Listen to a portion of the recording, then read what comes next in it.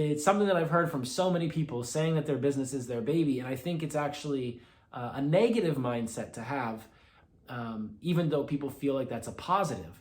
So when someone says that to me, that's a red flag. It's a warning sign. And people get stuck at this stage because of that reason. They think that it's all about them. They think that what people are actually buying is them, and that all the value is connected to them.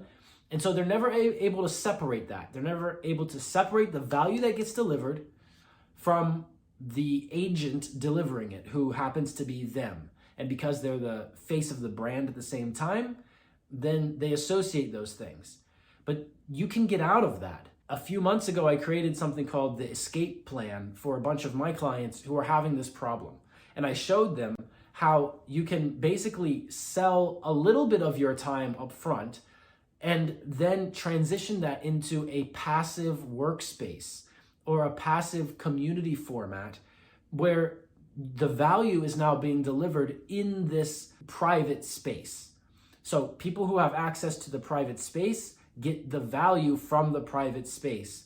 And in the beginning, when you first set that up, maybe part of that space is calls that are announced that happen with you, or posts that you create in that group sharing value, or other resources that you make and you distribute to this group of customers or clients. That's fine, but at some point you need to slowly back out of that. You need to step back and allow the value to happen in that space.